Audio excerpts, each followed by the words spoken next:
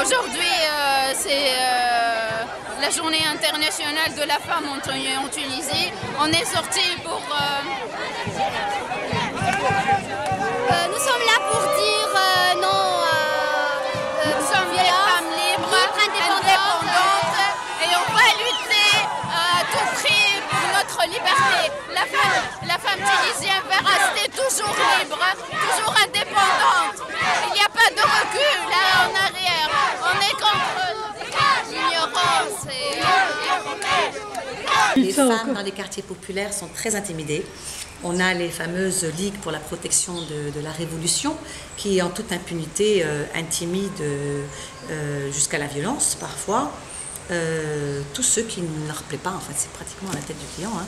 Mais les femmes qui sortent pour travailler, alors encore à plus forte raison celles qui ne portent pas le foulard, sont réellement intimidées, que ce soit à pied ou dans les bus. Ils montent dans les bus, ils montent dans les tramways, en groupe de 3 ou 4, en intimidant fortement ces femmes-là. J'aimerais dire quelque chose. Le slogan de la manifestation, c'est la Tunisie est dans nos cœurs. Nos droits ne sont pas une aumône. Nos droits ne sont pas une aumône. La Tunisie est dans nos cœurs. Nos droits ne sont pas une aumône. C'est le slogan de la manifestation. Quand je suis allée à Ksar Helel, qui est une ville du Sahel, j'ai rencontré une jeune dame qui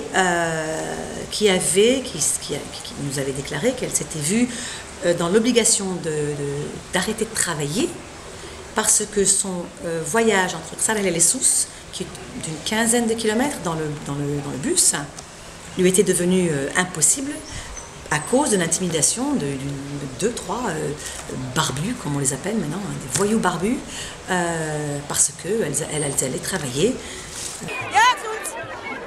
يا غنوش صعيب عليك التونسية صعيب عليك. Qu'est-ce que vous pouvez me dire en français ce que vous dites? On dit que les femmes tunisiennes sont très puissantes pour le nada. Ils ne peuvent pas nous régner ou bien nous... hein? Ils ne peuvent pas nous faire quelque... Oui, nous sommes très puissantes les femmes tunisiennes. On n'est pas nahdalouen, nahdaïen. Le projet islamiste est le même partout, que ce soit chiite, sunnite, ce que vous voulez. Hein. C'est le même projet. C'est un islam, leur islam. La charia, leur charia. Et le califat. Alors là, il faut être bien clair. Le califat n'a pas de frontières. C'est-à-dire que pour eux, ils s'arrêteront peut-être quand ils auront toute la terre. Donc il faut être bien clair que dans tous les pays où ces islamistes vivent, ce sont des cellules dormantes d'un islamiste pur et dur. Il n'y a pas d'islamisme modéré. Musulmans modérés, ça, on les voit, la preuve. Un islamiste modéré n'existe pas. Un islamiste patient, ou moins patient, là oui.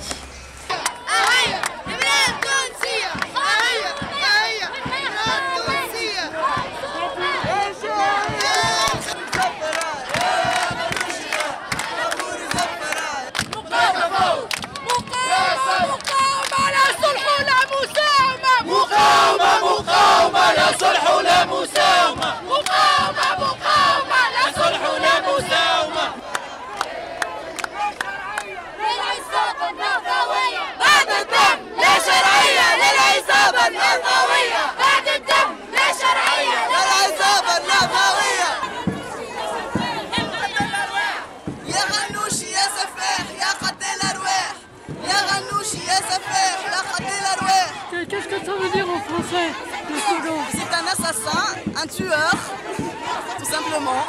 Je vous en prie.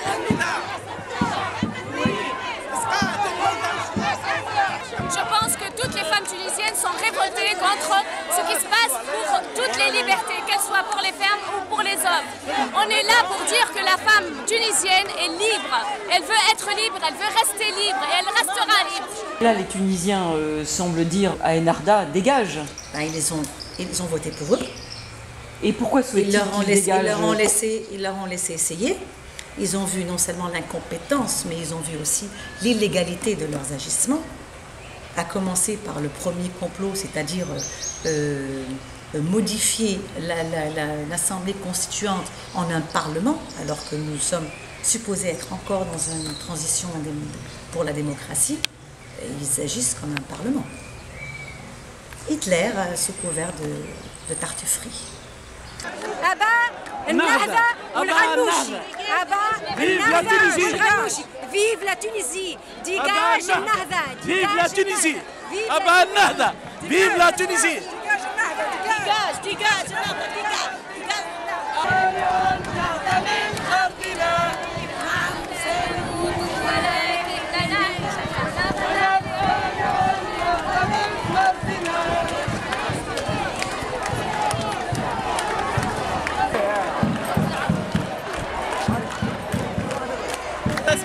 Non, c'est pas moi, c'est ma sœur qui va parler. Venez en Tunisie, la Tunisie est trop calme, sans terrorisme.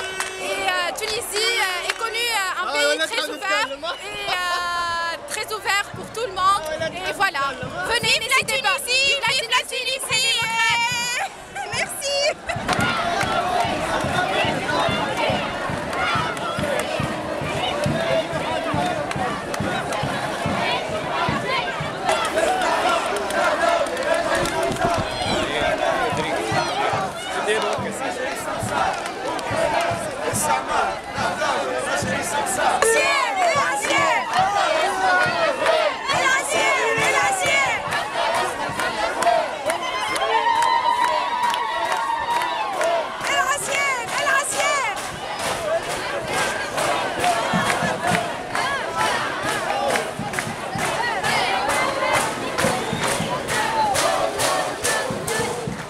Vous pouvez faire le you-you.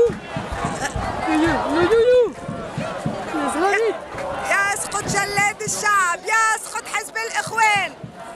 Ça veut dire quoi en français? Le parti des frères musulmans. Abba Nahda. C'est un parti rétrograde qui veut faire retourner le pays en arrière. Abba Nahda. La montée de l'islamisme, d'abord ce qu'on est en train de vivre, c'est pas seulement la montée, mais c'est la culmination de cette montée-là. Hein. La montée de l'islamisme a commencé déjà dans les années 70. Oui. Il y avait une première culmination, c'est la révolution en Iran. Mais à ce moment-là, beaucoup de gens se sont dit, bon, bah, c'est une révolution chiite, donc ça ne nous concerne pas. Or, c'était en fait l'islam, hein, c'était différent. Les événements après, et surtout depuis 2001, ont démontré aussi une certaine volonté occulte d'essayer cet islamisme jusqu'au bout, en fait.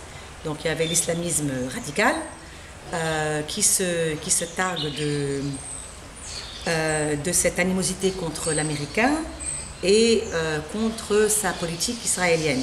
Maintenant, le côté, je dirais, social de ce phénomène en Tunisie, c'est une réaction. Alors, la première réaction, les tout débuts de ce mouvement-là, c'était une réaction du modernisme contre les conservateurs, les modernistes contre les conservateurs. C'est tout à fait normal que depuis 1956, il y avait quand même une campagne tambour battant pour le développement. Et c'était un développement qui a certainement été assez rapide et peut-être trop rapide pour certaines franges de la société. C'est évident que pour tout le monde qui rentrait à l'école et qui tout d'un coup voyait ses filles et ses garçons s'asseoir ensemble alors que pendant des siècles les filles et les garçons à un certain âge ne s'asseyaient plus, ne se voyaient plus.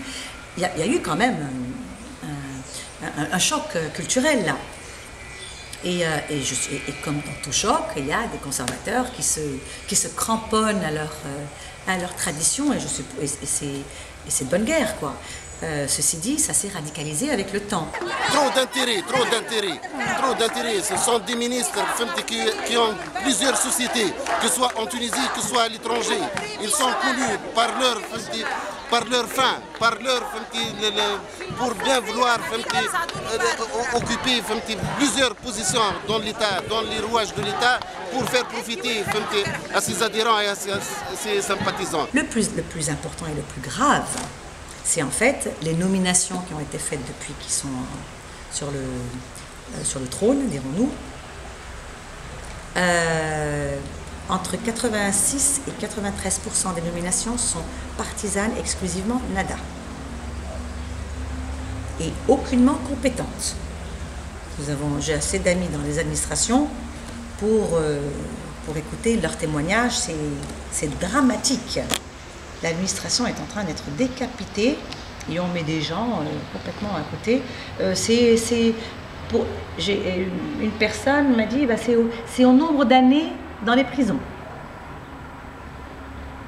Ça fait partie de la compensation. Heureusement, on ne peut pas, sans expérience, gérer un ministère ou plutôt une administration. S'ils ont passé 15 ou 10 années en prison, tout est à leur honneur, c'est bien entendu, mais ce n'est pas facile de la prison passer et prendre la gestion d'un pays. C'est ça l'incompétence. La Ligue nationale de protection de la révolution aussi, c'est une ligue qui n'a pas d'autorisation, qui n'a pas de visa. Il y a eu des crimes politiques, il y a eu des agressions, il y a eu la violence. Et ce gouvernement, au nom, soi-disant, de la démocratie, de leur démocratie, n'interviennent pas et ne punissent pas les coupables. Alors ça a donné un climat d'insécurité et le Tunisien a peur. Si les Tunisiens ont peur, comment voulez-vous que l'étranger investisseur ou touriste n'ait pas peur? Le peuple est contre eux aujourd'hui.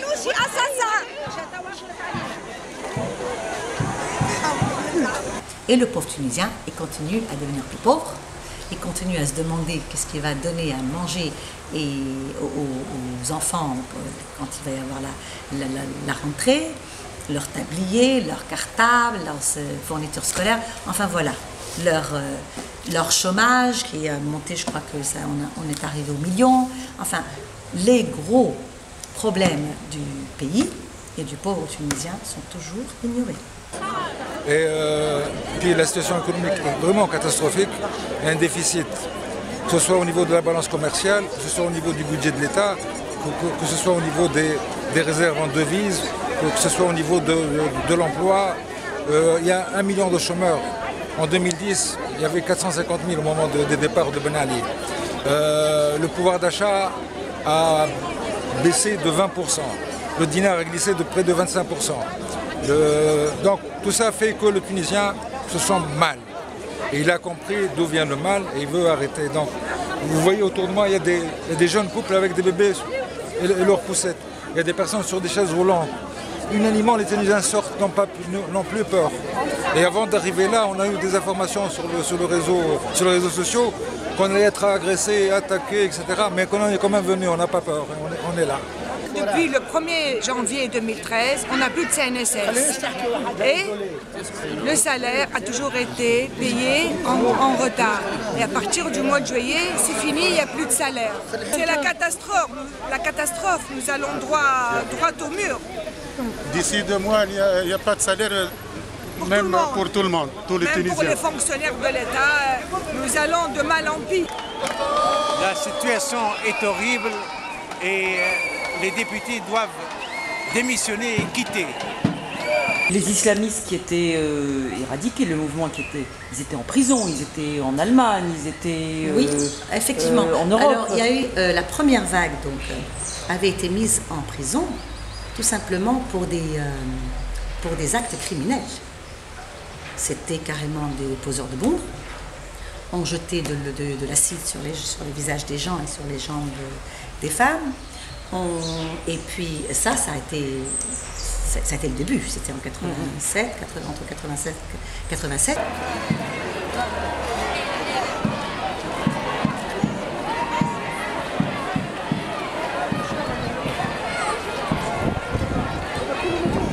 Dégage.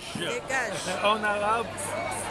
Vous êtes prêt à tenir Oui, on est prêt de tenir bon. On est prêt de continuer jusqu'au bout. Et de l'autre côté, est-ce que vous pensez qu'ils vont réussir à lâcher? On sera lâché tôt ou tard.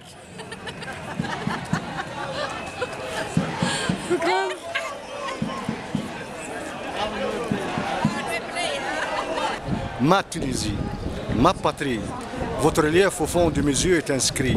Ma belle, charmante, petite et grande Tunisie. Sous votre ciel, le germe des vies m'était offert, afin de vous offrir tout ce qui m'est plus cher. Mon âme, pour défendre votre honneur, mes arts, mes chansons, pour adoucir vos mœurs. Et mes lettres pour vous sont érosées. Ma belle, charmante, petite Tunisie, votre fidèle oiseau ne déserte jamais son nid. Cette terre verte et fertile, c'était mon point de chute, mon exil. Terre des parents, terre des ancêtres, terre des génies, terre des grands êtres qui nous ont défendus et façonnés en nous offrant le sens d'exister. Et je vous demande pardon, martyrs et militants, ainsi femmes, jeunes, petits et grands. La liberté n'a jamais été un don sans effusion des sangs. Et la patrie ne peut être guérie que par ses propres enfants. La femme tunisienne, elle est là, elle est là, elle est là, elle est présente et elle sera toujours présente. Et vous êtes la Tunisienne, on est là la Tunisienne, la femme tunisienne est là, voilà, nous sommes existants. Et nous, on existe. la femme tunisienne, c'est moi, c'est elle. Nous existons et nous existerons libres et indépendantes de tous les islamistes et tout ce qui nous veulent. Et ça ne va pas durer. On est là et on va aller jusqu'au fond. Dans votre mouvement, des femmes avec le voile. Et pourquoi pas, on accepte les femmes, l'essentiel qu'elle n'est pas arriviste, comment dirais-je, accepte l'autre et qu'on aura une Tunisie qui accepte l'autre, qu'on ne recule pas de la femme, que nos droits doivent être, on continue et on tient à nos droits qu'on a acquis. Comprenez? Donc la femme tunisienne, elle doit exister, elle existera toujours. Une femme libre, indépendante, égale à l'homme. Vive la femme tunisienne, vive la femme tunisienne.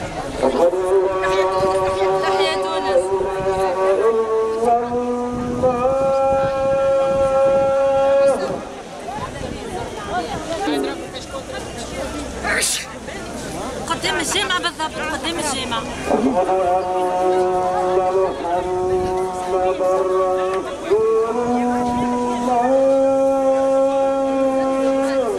Quand on passe devant la mosquée, on arrête de crier. Ben c'est normal, c'est un respect, monsieur. C'est tout à fait ça. Parce que de toute façon, il n'y a pas plus grand que le bon Dieu. Donc du coup, on le respecte. Donc on ne parle plus. Voilà. Et alors dans le mouvement, il y a aussi bien des femmes avec le voile que des femmes sans le voile. Est-ce que quand on a le voile, on est forcément, on soutient forcément Enarda ou... Ah non, ça n'a rien à voir. Il ne faut pas confondre la religion et il n'y a vraiment rien à voir. Expliquez-moi. C'est-à-dire que si on connaît bien la religion, on sait que la femme a un pouvoir très important dans la religion. Et donc du coup, il ne faut pas mélanger tout. Vous voulez que je développe, c'est-à-dire si je développe, je vais en avoir pour 1 heure, monsieur. La prochaine fois, alors, voilà. bon courage. Et tenez bon. Vous êtes en vacances? Oui, mais je travaille un peu aussi. Ah, c'est bien. On tient bon. Vous voyez, toutes ces femmes, tous ces hommes, on les laissera pas faire. Notre liberté, on l'a depuis plus de 60 ans et on va avoir encore plus de liberté et on va les déloger. Par la force du peuple instruit par Bourguiba, par la force du peuple soigné par Bourguiba. Et tout ce que vous voyez, des grands-mères, des mères, des petits-enfants, des arrière-petits-enfants sont là pour défendre nos droits, nos libertés. Et on ne nous arrachera rien. C'est pas alors, nous on est pour l'islam dans notre cœur. Et le reste, ce sera notre vie, nos libertés. On ne lâchera rien. Voilà.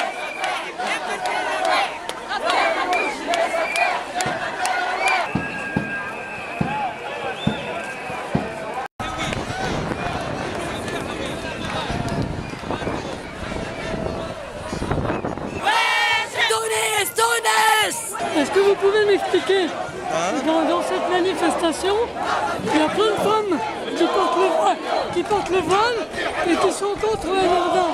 Il y en a plusieurs. Mais elles vous sont n'étiez pas là pas au moment des sit-ins là au Bardo. Au Ramadan. Oui. Là, le sit-in au Ramadan. J'ai pas été, hein, Il y avait plusieurs de voilés, des femmes voilées. Ça n'a rien à voir avec le voile ou pas. Hein. C'est une question de conviction. Si on aime ce pays, il faut avoir des gens compétents pour diriger ce pays. Peu importe, on est tous musulmans ici.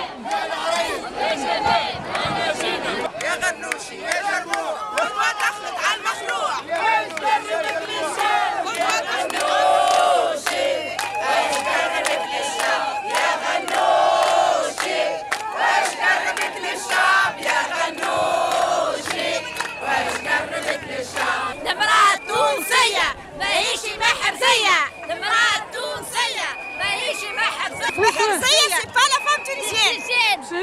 C'est pas la femme tunisienne, Maherziya. C'est pas la femme tunisienne, Maherziya. Tunisienne, voilà, la femme tunisienne. Voilà, la femme tunisienne.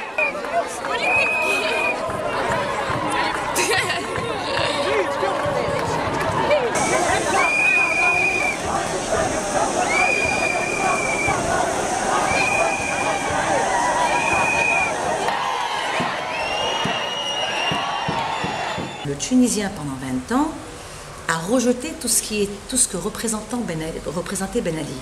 Or, il était là en train de se mettre en djebba parce qu'il était tunisien et parce qu'il fallait être très très tunisien. Et alors le Tunisien s'est détourné de cette tunisianité. Et en même temps, il y a eu des satellites du Moyen-Orient. Il s'est retourné vers tous ces évangélistes qui parlaient tous sauf le tunisien. Et c'est là où il y a eu le problème le Tunisien commençait à perdre cette identité-là. J'ai confiance parce que je vois que depuis le 14 janvier, au contraire, ils se sont réappropriés leur Tunisie, leur hymne, leur drapeau. Moi, ça fait 2 ans que je suis retourné ici. J'ai grandi en France, ma vie là-bas. Professionnel, et puis il y a plein de choses à faire. C'est un pays en ébullition et c'est ça qui est beau et ça qui est intéressant. On n'est pas on n'est pas dans l'attente. Tous les jours il se passe quelque chose.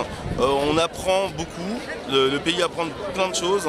Moi je suis un optimiste né, donc ouais. Et toi, quoi qu'il se passe ici, encore une fois, il faut pas. On préfère quoi? On préfère une Tunisie fermée, une Tunisie sans dialogue, une Tunisie dictatoriale. Je ne regretterai jamais le départ de Ben Ali. Et aujourd'hui, ce qui se passe aujourd'hui, c'est quelque chose de splendide, vraiment, avec toutes les difficultés, avec toutes les contradictions, avec tout ce qui peut se passer. Et ouais, il faut rester optimiste parce que voilà, on est en train de manger notre pain noir, vraiment.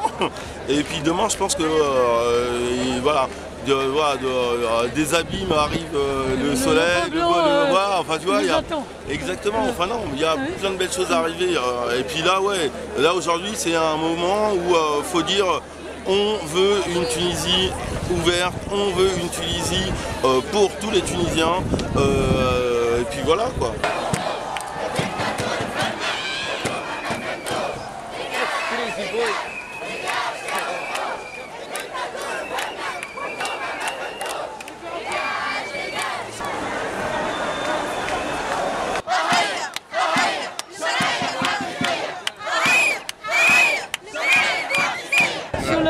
L'Égypte a pris l'exemple pour la Tunisie pour la Révolution.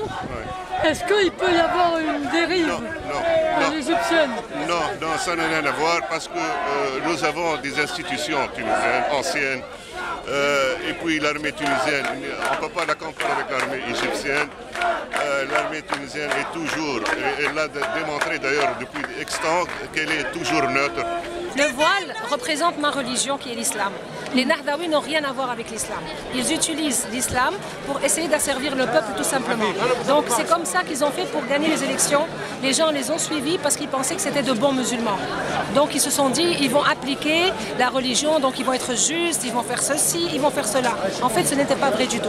Donc moi, si je porte ça, ça ne veut pas dire que je suis avec le Nahda. C'est juste parce que je suis musulmane, c'est tout. Et je suis patriote, je porte le drapeau donc. D'accord ?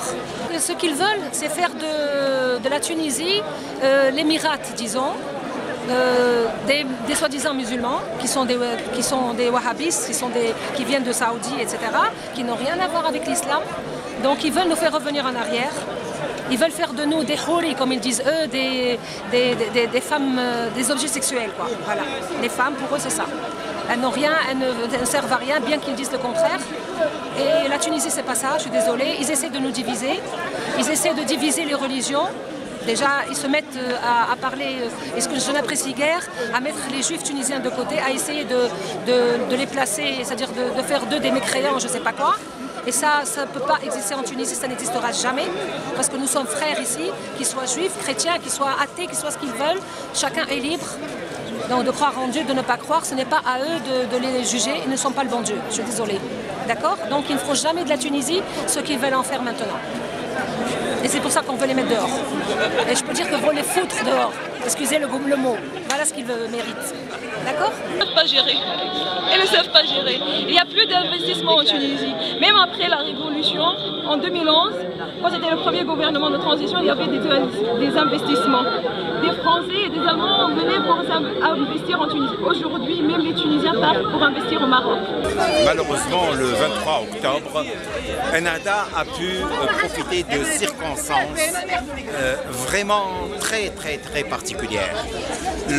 À l'époque, il y avait un vide extraordinaire qui était créé par la dissolution du parti qui était au pouvoir, le parti de Ben Ali. Et ils étaient à peu près le seul parti plus ou moins structuré, premièrement. Deuxièmement, vous savez, moi, une semaine après, juste le dimanche d'après, j'étais à Jebel Halima sur la frontière tuniso-algérienne. J'ai passé ma journée ce jour-là, toute la journée, du matin jusqu'au soir, à demander aux gens, à questionner, qu'est-ce qu'ils ont voté. Eh bien, la majorité ont voté Ennahda. Et je posais la question, bien entendu, pourquoi? Eh bien, je vous prie de croire que beaucoup ont répondu parce qu'ils ont eu droit à un cahier, à des crayons, à des stylos, à quelques livres, à un sandwich, à un repas. C'est terrible.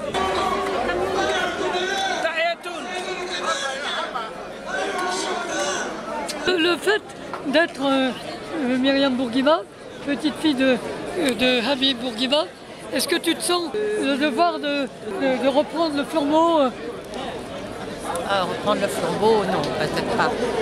Mais le devoir, c'est un devoir, oui. J'ai pas plus de devoir qu'un autre Tunisien.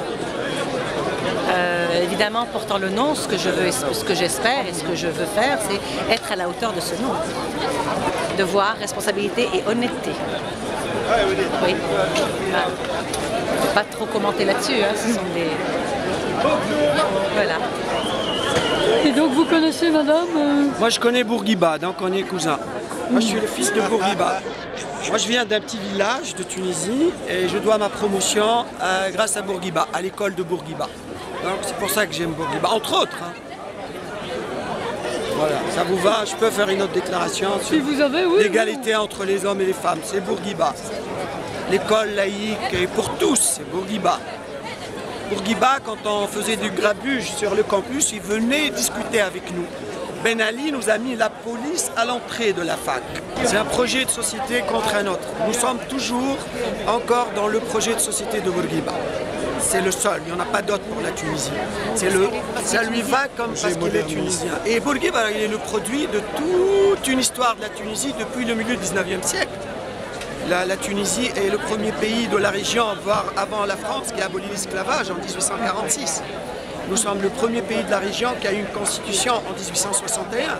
Ils nous font rigoler aujourd'hui, les islamistes, quand ils sont en train de tourner en rond autour de 2 ou 3 articles. Nous avons déjà une constitution qui donnait en 1861 l'égalité totale entre les Tunisiens de confession juive et les Tunisiens de confession musulmane.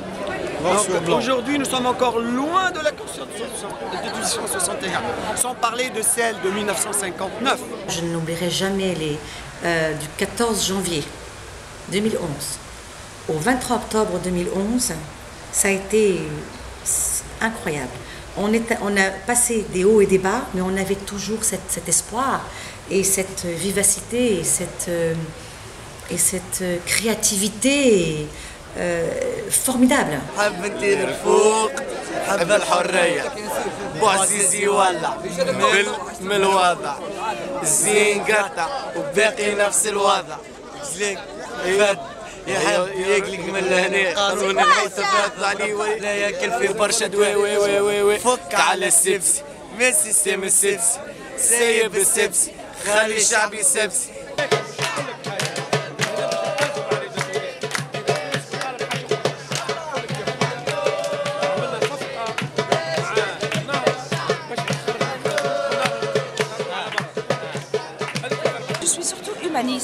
En fait, ce que je veux faire, c'est d'abord parce qu'il y a toujours ce sentiment de peur en Tunisie, donc j'ai envie de montrer que finalement, même dans les endroits les plus chauds, j'allais dire, notamment Kasserine avec le terrorisme qui avait les problèmes, donc j'avais envie d'abord d'aller voir et aussi surtout de soutenir les personnes qui sont là-bas. Et soutenir comment? Grâce à l'art, déjà pour montrer, bon, je ramène des photos que j'ai exposées ici à Tunis, et je suis aussi allée avec des artistes tunisiens. Donc en fait, on a envie de montrer qu'on est là. On parle aussi avec les gens sur place. J'ai rencontré des familles, des parents d'un pauvre officier qui a été tué justement au Chambi dans la montagne. Et puis bon, on essaye de leur remonter le moral. Je les ai pris en photo, je leur ai dit que j'allais renvoyer. Enfin, ce sont des petites actions qui ne sont pas de grandes choses, mais qui sont des choses proches.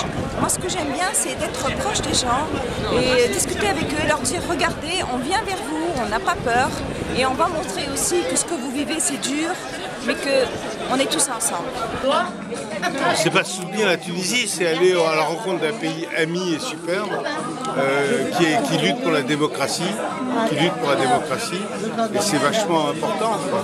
Et donc c'est un pays magnifique, avec des gens adorables. Mon fils dont vous parlez est venu depuis qu'il est né ici et il va venir bientôt. Et moi, je ne peux pas ne pas venir ici. Je suis né là, j'aime ce peuple, j'aime ce pays et je lui souhaite le meilleur du monde. Donc, et en plus, si c'est ça auquel vous pensez, à quoi vous pensez, pardon, il n'y a pas d'insécurité. Donc arrêtons les conneries. C'est un pays où on passe des vacances, en plus, vacances entre guillemets, admirables. Donc voilà, on est bien ici. On est bien ici au comble de la Méditerranée, au cœur de la Méditerranée, avec des gens qui sont au cœur de la gentillesse. Bonsoir Carthage. Bonsoir la Tunisie. Je suis très fier et très honoré d'être ici, en Tunisie, ici et maintenant, pour vous dire que que nous sommes avec vous, qu'on vous aime. Et je suis extrêmement heureux, comme artiste, comme ami de la Tunisie, d'être ici à Carthage. C'est un rêve d'enfant d'être ici dans un des plus beaux sites de l'histoire de l'humanité. D'être aussi... Oui, je vais applaudir Carthage.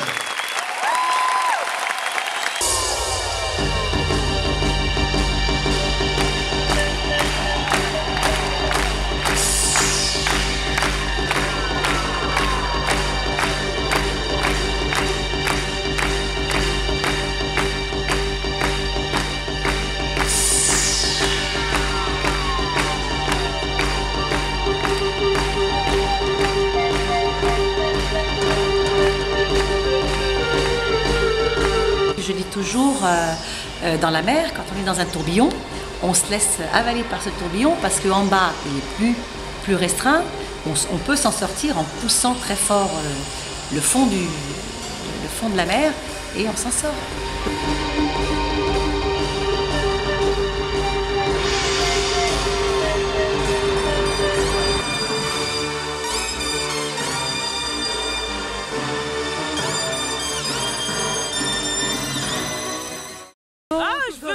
Que Nahda dégage. Je suis communiste. Merci.